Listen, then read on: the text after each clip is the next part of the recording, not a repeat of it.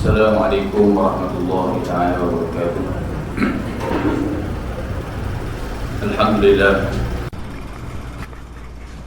Alhamdulillah nahmadu subhanahu wa ta'ala ala asma'il husna wa sifatil ulia wa ni'amihi allati la ta'ud wa la tuhsa, salatan wa salaman ala ibadi istafa sallallahu alaihi wasallam alaihim ajma'in. ففهمناها سليمان كلما أتينا حكم وعلما سخرنا مع داود الجبال سبح وتركنا فاعلين يا حي يا قيوم يا رب موسى وهارون يا رب إبراهيم يا محمد صلى الله عليهم أجمعين اللهم ارزقنا فهما وحكمة والعقل وحسن برحمتك يا أرحم الراحمين اللهم افتح علينا فتوح العارفين ارزقنا فهم النبيين والعلماء العاملين حز المرسلين wa imamil muttaqi birahmatika ya arhamar rahimin. Alhamdulillah, syukur kepada Allah Subhanahu wa taala, rahmatnya, nikmatnya. Allah Subhanahu wa taala memberi kesihatan kepada kita dan dapat kita menjalani ibadah di bulan Ramadan ini sehingga di saat akhir. Alhamdulillah bi ni'matihi tatimmus shalihat. Jadi pada pagi ini kita sambung lagi kitab kita ini. Qala al-muallif rahimahullahu ta'ala wa nafa'ana bi'ulumihi wa 'ulumina fid darain ya rabbal alamin. Kelima, engkau peliharakan lidahmu daripada menyuci akan dirimu dan memuji akan dia. Kerana firman Allah Subhanahu wa ta'ala, fala tuzakku anfusakum huwa a'lamu biman ittaqa. Artinya, jangan engkau menyucikan akan diri kamu, yakni jangan engkau puji akan diri kamu. Bermula Allah itu terlebih tahu dengan barang yang takut pada Allah Subhanahu wa taala. Qala musannif rahimahullahu taala wa nafa'ana bi'ulumihi wa 'ulumina fid darain ya rabbal alamin. Antara lagi maksiat lidah disebut oleh Syekh Abdul Samad Falimbani, dia nakal daripada Imam Ghazali. Pada minggu lepas dia cerita tentang iaitu berbatah setengah daripada perkara yang tidak sayugia kerana dia mengundang kepada maksiat.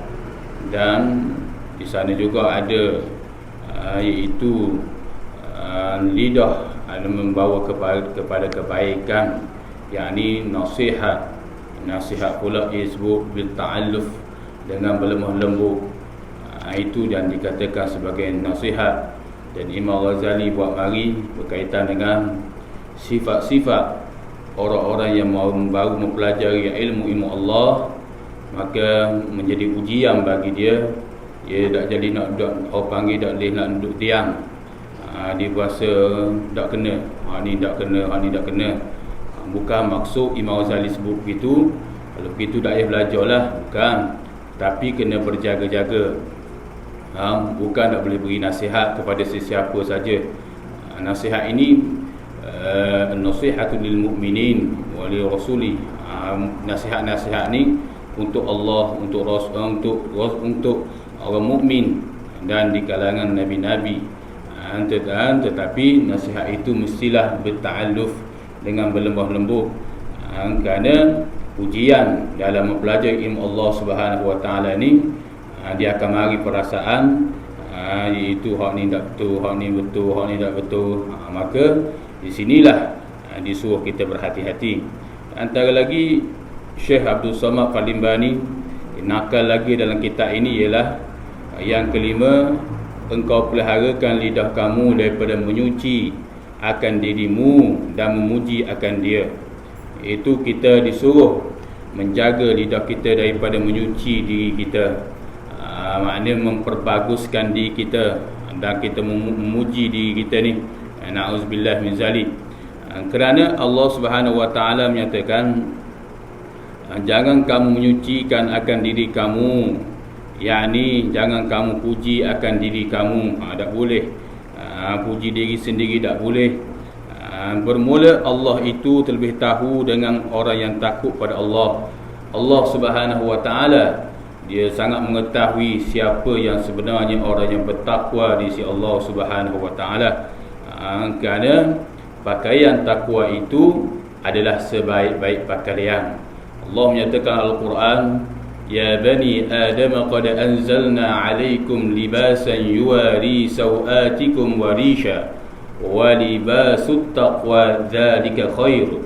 Sesungguhnya wahai anak Adam, kami telah memberi pakaian kepada kamu untuk menutupi aurat kamu, warisha, dan begitu juga perhiasan-perhiasan yang indah-indah, wa libasut taqwa, dan pakaian takwa. Allah memberikan pakaian takwa, dan sebaik-baik pakaian itu ialah pakaian takwa di sisi Allah Subhanahu wa taala bagi orang yang memperingatinya.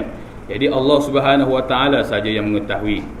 Jikalau ditanya orang akan setengah hukama apa yang sebenar-benar kejahatan itu, maka jawabnya bermula sebenar-benar kejahatan itu iaitu memuji seseorang akan dirinya, dan jangan engkau binasakan akan memuji itu, jangan engkau biasakan memuji dirinya itu, kerana demikian itu mengurangkan martabat dirimu kepada manusia dan mendatangkan murka Allah Subhanahu wa taala. Jadi pernah ditanya kepada hukama, setengah ditanya kepada Al-Imam Ibrahim Adham, seorang waliullah yang hebat. Begitu juga ditanya kepada Al-Imam Fudhi bin Iyad rahimahullahu ta'ala, kalau bagi diri kamu apa itu kejahatan, sebenar-benar kejahatan? Maka Imam Fudhi bin Iyad, Imam Ibrahim Adham menyatakan, iaitu sejahat-jahat mamam diri itu ialah seseorang memuji akan dirinya. Tak boleh diri puji diri sendiri, tak boleh, kerana dia mengurangkan martabat seseorang. Sebab perkara baik ni, fitrah manusia ni, dia jadi tengok benda baik tu dia akan kata baik, kebiasaan gitu. Sebab jiwa manusia ni, hati manusia ni, nurani manusia ni dicipta daripada perkataan Hanif. Hanif maksudnya dia cenderung ke arah kebaikan. Soal dia pergi kejahatan, malah ibadah itu kalau nombor dua, tapi asal-asal kejadian manusia ini diletak dalam jiwa nurani manusia ni Hanif. Dia selalu cenderung ke arah kebaikan semua. Cuma kalau dia terbabah, kadang-kadang dia buang maksiat, sia-sia itu di antaranya godaan syaitan dan nafsunya. Tetapi asal kejadian nurani manusia ni, dia selalu tengok perkara baik, nak baik. Sebab itulah bila manusia buat kebaikan, dia nampak baik selalu. Itu di antaranya. Sebab itulah diri kita memuji diri kita sendiri. Tak kira lah puji diri kita sendiri, keturunan kita, anak cucu, anak sendiri, tak boleh. Hukumnya haram bagi Imam Ghazali. Kerana kebaikan itu orang akan nampak. Bahkan rajulun ila Nabi sallallahu, seorang laki-laki bertanya kepada Rasulullah, Ya Rasulullah, bagaimana kalau orang itu puji diri, saya tak ambuh orang puji ni, tapi orang puji, orang kata bagus dia ni, bijak anak-anak dia, bagus bijak cucu-cucu dia, bagus suami dia, bagus isteri dia, bagus orang ni, ataupun bagus diri dia sendiri. Orang puji dia ni, bagus awak rajin ibadah, rajin ni. Maka bagaimana wahai Rasulullah? Hadis yang cukup masyhur seperti mana disebut Al-Imam Baihaqi rahimahullahu ta'ala, Nabi SAW menyatakan, tilkal ajilul busyra lil mu'minin. Itulah berita gembira yang Allah Subhanahu wa ta'ala segerakan di atas muka bumi lalu, di atas bumi selalu. Itu ada orang puji kita tak ambil puji. Ada orang puji cucu kita tak ambil, kita tak suka puji. Orang puji kita sendiri. Maka seorang sahabat Nabi SAW bertanya Rasulullah, bagaimana wahai Rasulullah kalau berlaku keadaan begitu wahai Rasulullah? Maka kata Rasulullah, itulah berita gembira yang Allah Subhanahu wa ta'ala segera di atas muka bumi selalu. Allah Ta'ala beri selalu. Oleh sebab kebaikan dia ni ikhlas, melakukan amal ibadah, buat ni, dan dia tidak berhajat kepada orang puji ni, tak mahu puji, tapi ada orang puji, maka ajilu, Allah Ta'ala segera selalu. Maka kalaulah Allah Ta'ala segera, Imam An-Nawawi mengatakan Allah Ta'ala segera di atas muka bumi selalu, maka sudah tentulah di atas di akhirat, lebih-lebih lagi dah di sisi Allah syarafatil akhirah ataupun syarafatan inda Allah, dia mendapat kemuliaan di sisi Allah Subhanahu wa taala. Itu yang disebut oleh Rasulullah sallallahu alaihi wasallam. Keenam, engkau peliharakan lidahmu. Di antara lagi maksiat lidah yang selalu berlaku, yang disebut oleh Syekh Abdul Samad Al-Limbani, yang nambil, yang nakal, yang pindah daripada perkataan Imam Ghazali. Engkau peliharakan lidahmu itu daripada melaknat akan suatu, daripada makhluk Allah, dan daripada memaki akan suatu yang demikian itu, maka sayukianya jangan engkau laknat suatu yang dijadikan Allah Ta'ala dengan laknat yang tertentu, sama ada manusia atau binatang atau batu atau kayu atau api atau makanan atau lainnya, sama ada orang Islam atau orang kafir tertentu bersalahan dengan umum, maka iaitu tiada mengapa, seperti dikatanya la'natullahi 'alal kafirin, la'natullahi 'alal kadhibin, seperti yang tersebut dalam Al-Quran. Qala musannif rahimahullahu taala, tetapi yang aula jangan engkau laknat akan seseorang. Jadi maksiat lidah lagi, disuruh kita pelihara lidah kita ini daripada melaknat sesuatu makhluk Allah. Itu tak boleh kita melaknatkan makhluk Allah, laknat Allah ke atasmu, laknat Allah, tak boleh. Dan memaki akan sesuatu yang demikian itu, tak boleh juga kita memaki hamun kepada sesuatu. Itu maksiat lidah, ini bahaya. Maka sayugianya, semoleknya, seafdalnya, jangan engkau laknat sesuatu yang dijadi oleh Allah Subhanahu wa taala. Sesuatu ciptaan Allah, maka jangan sesekali kita berlaknat. Kerana urusan laknat ini adalah urusan Allah Subhanahu wa taala. Dan jangan laknat-laknat tu dengan laknat yang tertentu. Ada boleh kita khusus laknat Allah di atas fulan ni, laknat Allah di atas itik ni, ataupun laknat Allah di atas kambing ni, laknat Allah di atas api ni, ataupun makanan ni. Dan sama ada manusia, dah kira manusia ke, atau binatang, atau batu, atau kayu, atau api, atau makanan. Dia beli makanan tak sedap, lalu dia buka puasa, makanan dia ni basi apa ke, dia pun laknat ke atas makanan tu. Tak boleh. Atau lainnya, sama ada orang Islam lebih lagi, atau orang kafir tertentu, tak boleh. Bersalahan dengan umum, bersalahan kalau umum ni lainlah. Maka tiada mengapa, seperti kata Allah, la'natullahi 'alal kafirin, laknat Allah sungguh di atas orang kafir ni. Itu mana umum, tak boleh mana khusus ni. Tetapi ada perbahasan Imam Al-Ghazi, dia itu menyatakan kalau orang ni jahat-jahat sungguh, zahir dah kefasikan, kemunafikan dia, kejahatan dia ni, maka Imam Al-Ghazi dia mengharuskan. Itu pandangan Imam Al-Ghazi, boleh dia kata.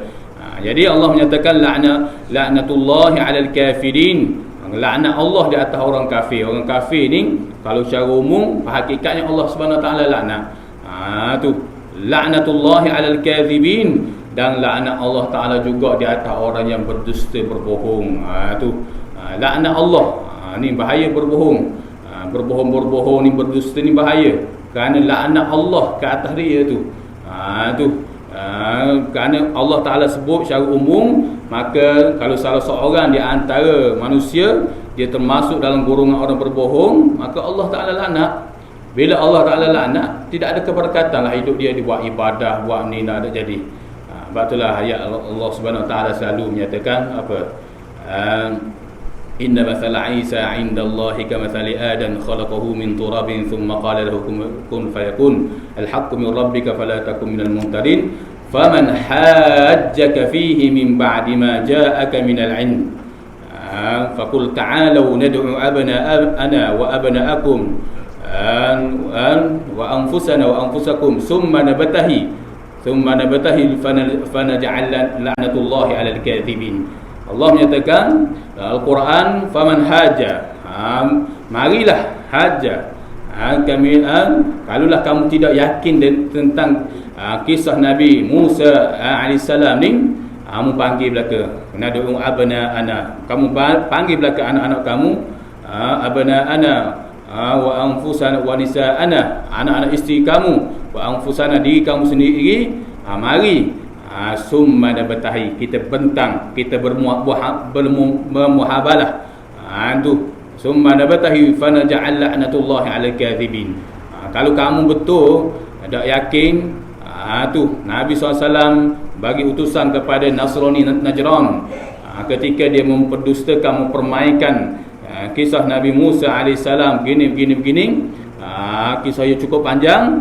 Kalau gitu mari, ni orang kafir Nasrani Najran, mari kita bentang, bermuhabalah. Ni jika kamu salah, summa nabtahil, kita bermuhabalah, fanaj'al la'natullahi 'alal kadhibin. Kita tengok Allah Subhanahu Wa Taala jatuh laknat di atas orang-orang yang berdusta ni. Tapi dalam kisah tu mereka tak mari, mereka tak berani. Orang yang berdusta ni dia takut juga nak bersumpah. Sebab sumpah ni dalam dusta ni hukumnya haram, dan dia akan makan diri dia sendiri. Ajili atau aji, sama ada cara cepat ataupun lambat. Kadang-kadang sumpah laknat ni, sumpah hal keadaan dia berdusta sungguh, tiba-tiba dia bahan sungguh. Dia kata demi Allah wa tallahi wa billahi begini. Dok sesekali demi Allah. Dia bersumpah. Maka hal keadaan sumpah berdusta itu, hal keadaan dia berdusta sungguh, dia tak mari selalu, kadang-kadang mari selalu. Tapi kadang-kadang dia mari lambat. Hak paling takut disebut Imam Nawawi, di saat kematian dia. Di saat kematian dia, Allah Subhanahu Wa Taala akan mendatangi laknat yang berdusta tu. Sebab tu tak boleh main-main. Laknat Allah ni tak boleh main-main.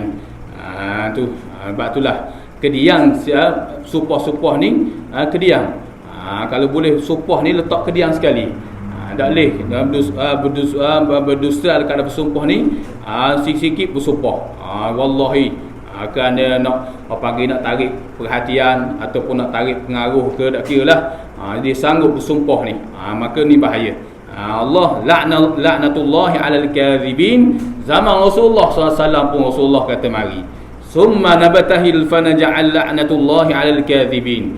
Oleh kerana kamu berdusta, Allah Ta'ala faman hajjaka fi min al-ilm, ilmu di situ maksudnya kamu yakin dah kewujudan Nabi Musa alaihissalam, kewujudan nabi-nabi sebelum kamu tu ada dah nabi, tetapi kenapa kamu suka berdusta ni? Allah Ta'ala isyarat kepada orang kafir dan juga orang munafik.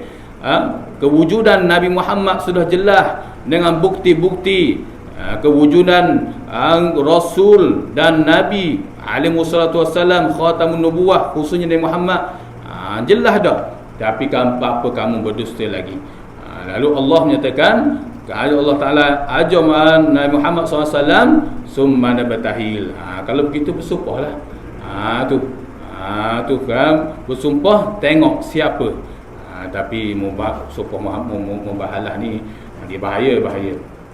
Dia makan diri sendiri, na'udzubillah min zalik. Sebab itulah kalau boleh eloklah bersumpah. Tetapi kalau menjatuh maruah sungguh ni, disunatkan kita bersumpah. Menjatuh maruah kita sungguh ni, menyebabkan orang tahu belaka ni, dah payah tanya fatwa ni. Tu kerana menjatuh sungguh maruah kita, sedunia orang tahu ni, maka kita boleh bersumpah bahawasanya aku sesekali tidak buat perbuatan tu. Itu kerana Allah memberi amaran laknat Allah ke atas orang-orang yang berdusta, na'udzubillah min zalik. Sebab itulah kita disuruh menjauhi daripada berdusta sama sekali. Sehingga pandangan Imam Auza'i rahimahullah ta'ala menyatakan, kalulah seorang itu dia pemimpin, kita kata sesebuah negeri, negara, tak kira lah di mana saja, dia bersumpah, maka orang yang mengikut dia memberi, panggil orang sokong dia lah, dia akan termasuk juga sahan-sahan tu. Laknat Allah ni, na'uzubillah min zalik. Batulah jangan sesekali kita bersumpah dengan sumpah yang berdusta ni. Itu pekat Hafsah atau pekat kampung, nak menafi sungguh ni, hak dia kata sungguh, dia tak kata, dia bersumpah demi Allah, wallahi saya tak begini, demi Allah begini. Jangan, na'uzubillah, ini bahaya. Ini yang dilarang oleh Allah SWT. Banyak hadis di Nabi SAW, Nabi menyatakan setengah daripada al-kabair, dosa-dosa besar, iaitu ialah termasuk golongan orang yang bersumpah, na'uzubillah min zalik. Seperti yang tersebut dalam Al-Quran, tetapi aula jangan engkau laknat akan seseorang. Itu jelas dalam Al-Quran. Tetapi lebih aula jangan engkau laknat kepada seseorang, khusus seseorang. Bagi tidak tahu hakikatnya, Imam Ghazali sebut begini ni. Kalau ulama fiqh dia kata tak apa kita nak laknat orang begitu, tak apa. Tapi mengikut ilman Ghazali, dia kata kita tak tahu. Kita kata laknat Allah di atas si fulan sekian-sekian, laknat Allah di atas ni, kita tak tahu. Allah Ta'ala bagi petunjuk pada dia, kita tak tahu. Allah Ta'ala bagi hidayah pada dia, kita tak tahu. Sebab tu Imam Ghazali kata, bila kamu keluar daripada rumah saja, Imam Ghazali ajar kepada kita, bila kita keluar daripada rumah, mestilah kamu didikkan hati kamu ni rendah diri dan memandang manusia keadaan baik. Maksudnya kalau kita tengok orang yang budak, kita kata pada diri kita, bagus budak ni, kanak-kanak ni tak ada dosa, tu tak ada dosa, aku ni banyak dosa.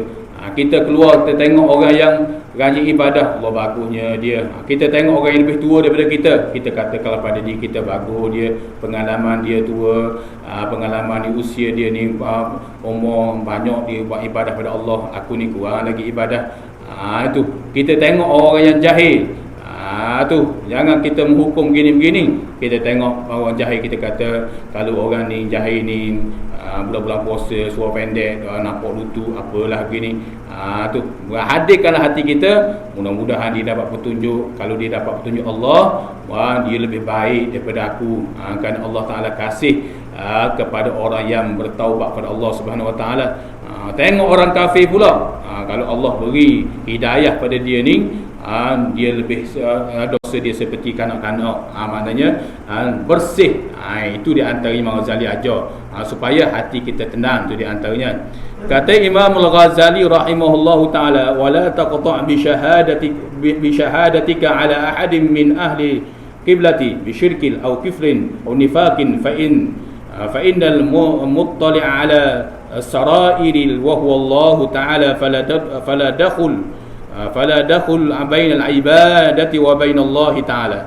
Artinya Imam Ghazali menyatakan, jangan engkau putuskan dengan saksimu itu atas seseorang daripada ahli kiblah, iaitu orang yang pada zahirnya Islam, yakni jangan engkau hukumkan seseorang itu dengan syirik atau dengan kafir atau dengan munafik. Maka kerana bahawasanya melihat atas dia yang dalam hati manusia itu, iaitu Allah Ta'ala jua, tiada yang lain.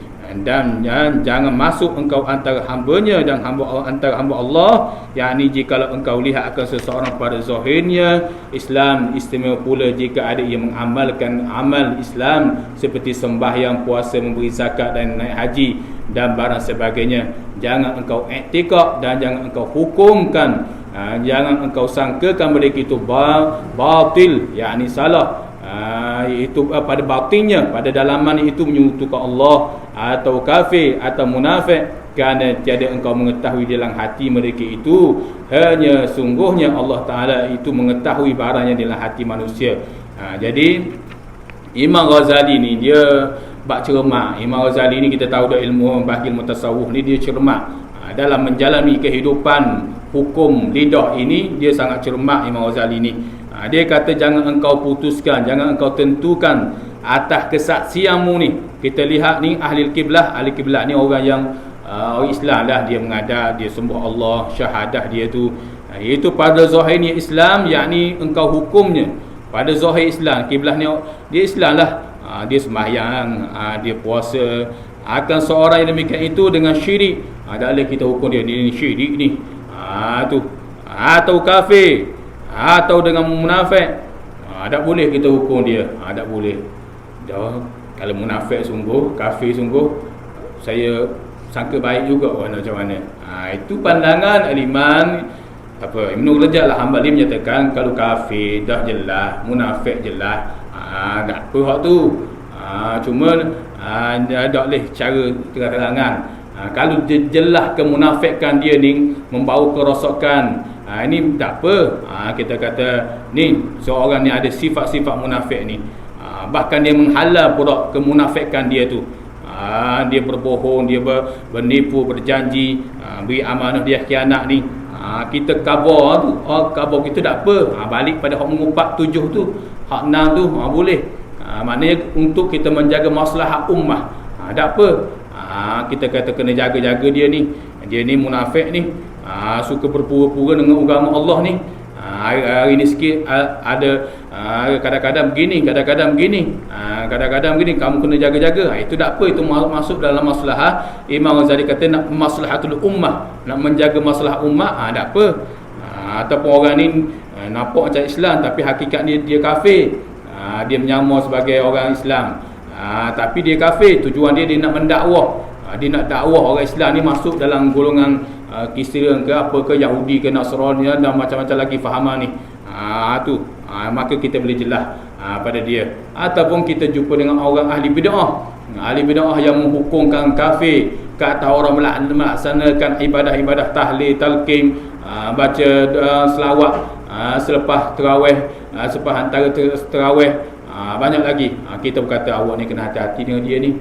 Dia ni hukum kafir ataupun halal darah bagi orang yang selawat di antara tarawih ni.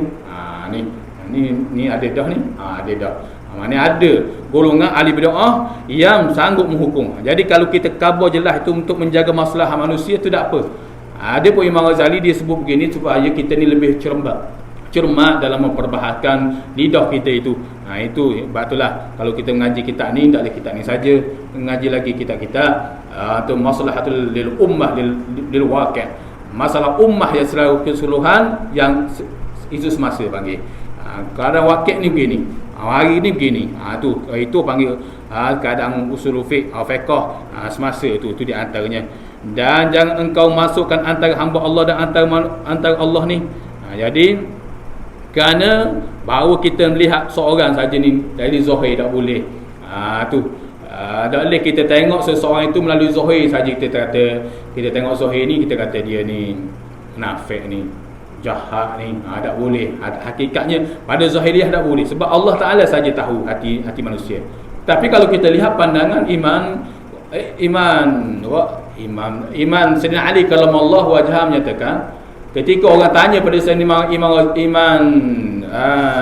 Sayyidina Ali karamallahu wajhah, wahai Syekh, wahai wahai Sayyidina Ali, bagaimana kalau seorang tu dia dia buat maksiat, zahir kemunafikan dia begini, ataupun keluar daripada mulut dia huduh-huduh, tapi dia kata hati dia baik. Dia kata hati saya baik walaupun mulut saya maki hamu, walaupun mulut saya kemunafikan begini-begini, tapi hati saya baik. Awak tak boleh hukum saya. Allah Ta'ala saja tahu yang hati dah barang hati ni. Kalau macam mana kalau kita berjumpa jenis orang begitu, orang tanya Sayyidina Ali. Sayyidina Ali senyum saja. Sayyidina Ali kata az-zahiru tadullu al-batin. Kalau berlaku keadaan begitu, dia mengaku dia baik, ada keadaan dia buat maksiat pada Allah, ada keadaan mulut dia uduh, tapi dia kata hati dia baik, maka kata Sayyidina Ali, az-zahiru tadullu alal batin, bahawa ketahuilah bahawasanya yang zahir itu menunjukkan yang dalam. Yang dalam ni bermasalah. Oleh kerana yang dalam bermasalah, dia keluar daripada mulut dia begini ataupun kelakuan dia, itu di antaranya. Maka jangan engkau masukkan antara hamba-hambanya, hamba Allah dan antara Allah, yakni jika engkau lihatkan seorang pada zahirnya Islam, istimewa pula jika ia mengamalkan amal Islam. Jadi tak boleh kita tengok pada zahir kita menghukum selalu, tak boleh. Melainkan apa yang disebut oleh Sayyidina Ali itu, jika istimewa pula, lebih-lebih lagi pula orang tu mengamal ibadah, lebih lagi orang tu sembahyang, mari surah, sembahyang berjemaah, dia rajin amal ibadah, maka hak tu kena lebih-lebih lagi berhati-hati. Bahkan Imam Syaukani rahimahullah taala menambah, lebih-lebih lagi orang yang selalu sembahyang subuh berjamaah. Tu bahaya, tu bisa tu. Hak tu bisa. Kawan ni memang kita tahulah keadaan dia begini-gini, tapi dia selalu sembahyang subuh berjamaah. Bisa sembahyang subuh berjamaah ni. Kerana man shalla subhi zimmatullah azza wa jalla. Orang yang selalu sembahyang subuh berjamaah ni, dia zimmatullah, dia dalam perlindungan Allah. Bahkan Allah menyatakan barang siapa yang bermusuh dengan orang-orang yang dalam pilihan Allah, Allah Ta'ala istihad perang terhadap dia. Bisa. Sehingga Tuan Guru Haji Saleh si arwah dah, iaitu Allah yarham, bukan arwah. Tu orang kita ada silap. Orang tu mati disebut arwah. Bukan arwah. Kalau arwah, ruh. Itu salah. Sebetulnya Allah yarham. Itu sepatutnya begitu. Allah yarham ataupun Allah yarhamu. Ataupun kita tahu sebut Allah yarham, kita sebut Allahumma yarhamu. Allah yarhamu ataupun Allah yarhamu. Ataupun Allah yarham. Si fulan sekesian. Tapi oleh kita ni disebut kalau arwah, orang tu mati disebut arwah. Arwah ni jamak, dia kata ruh. Orang tu nama sabu misal kata. Dia kata arwah sabu. Tu arwah sabu. Ruh sabu. Mana ada? Istilah tu. Jadi arwah Allah yarham, Tuan Guru Haji Saleh dia kata bisanya sembahyang subuh berjemaah ni, sehingga yang kita telah sebut dah sebelum ni, jangan tinggal membaca dua alam tu. Rakaat pertama sesudah Fatihah, alam nashrah. Rakaat kedua sesudah Fatihah, alam taraka. Dia kata kemah ganding pula dengan sembahyang berjemaah. Kita dijanjikan Allah dalam perlindungan Allah, siapa yang bermusuh dengan orang-orang yang dalam perlindungan Allah, Allah Ta'ala istihad perang. Itu tambah dikatakan oleh Tuan Guru, iaitu Allah yarhamu, Tuan Guru Haji Saleh itu di antaranya.